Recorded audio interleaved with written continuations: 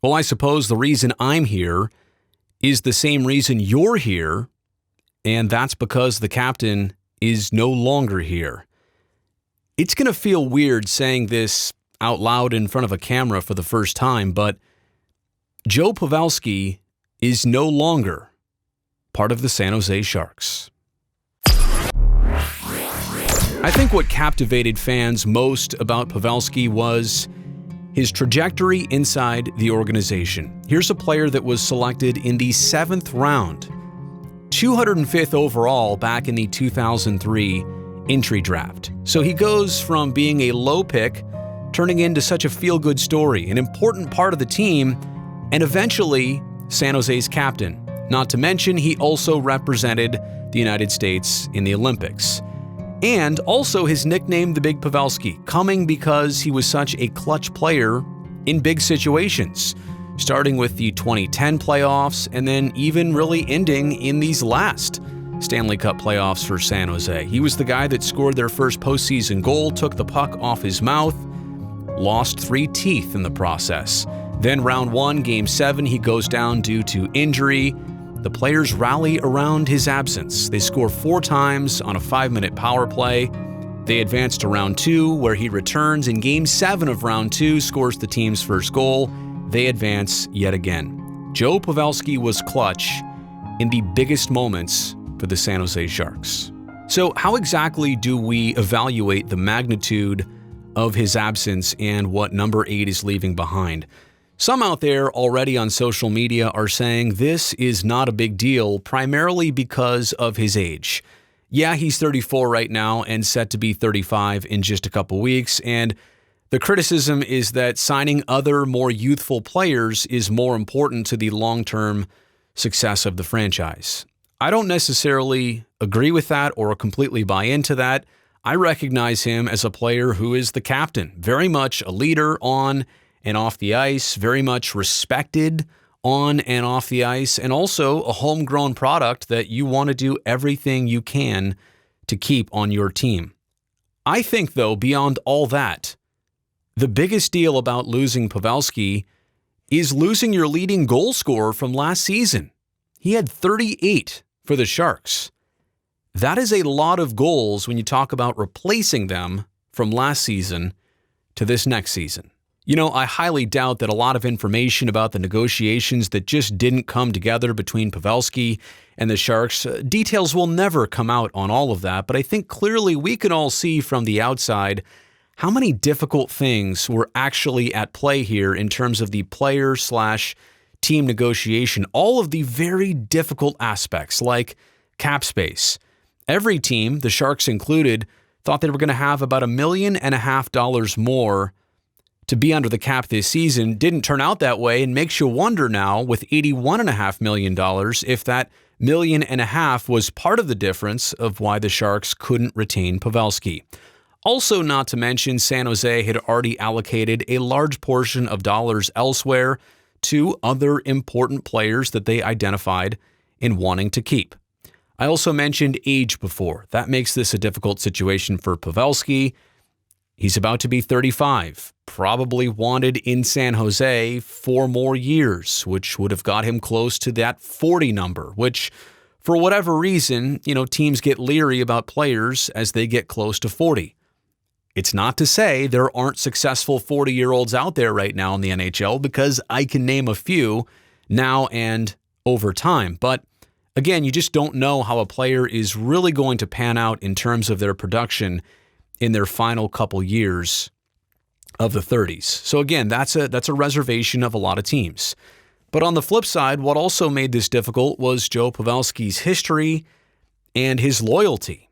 He's only known one NHL franchise, and you would think the team would want to do everything possible, would want to work every dollar out possible for him in order to reward him and in order to keep him. So again, that makes all of this more complicated. Projections. Here's another thing that makes this complicated in the negotiations that didn't work out. He's coming off 38 goals last season. I'm not saying he couldn't pot 38 more this upcoming season, but what are the likely chances that would happen? I guess we'll find out. What makes me think that that last part is so difficult is that Pavelski's game doesn't necessarily age like a traditional player, because his game has never really been based on speed or strength or size. It was always about skill and instinct. And those things don't necessarily fade away as you get older. I don't think they're going to diminish when you see him next season and beyond. Looking at this from Pavelski's perspective, obviously it's seemingly a last opportunity to sign a big multi-year contract of your career and make it count. Looking back, he had signed 2 different deals with the Sharks since 2010. The first was a 4-year, $4 million per season arrangement, and then the last one was for 5 years, $6 million per season.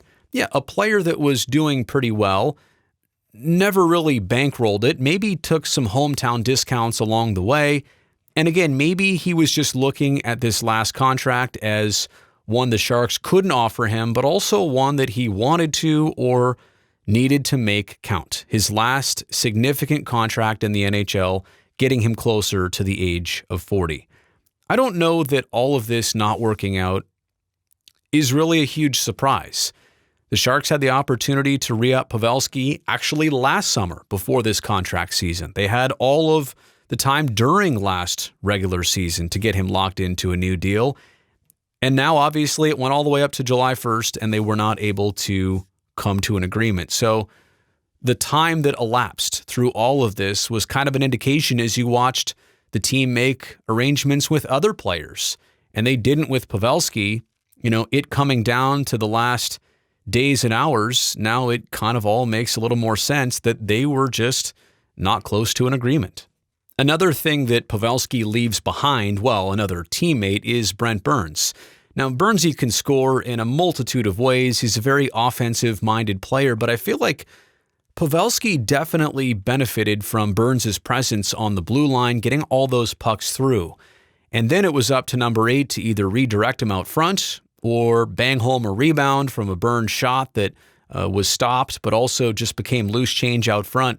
I mean, clearly Brent Burns is talented in that regard, but I think we can all agree that there is no better tipper in the National Hockey League than Joe Pavelski.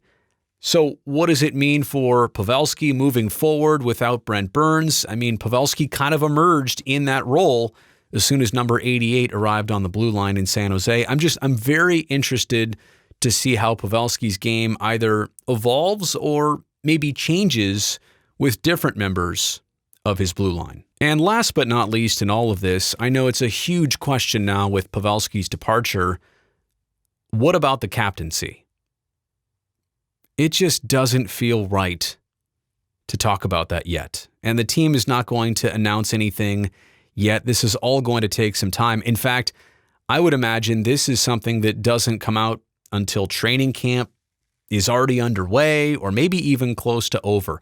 I don't think you're going to hear any news about a Sharks captain anytime soon. And I'm not even going to sit here and name names. I think we all recognize the candidates out there for that role, including maybe even one specifically who a lot of people think is the front runner.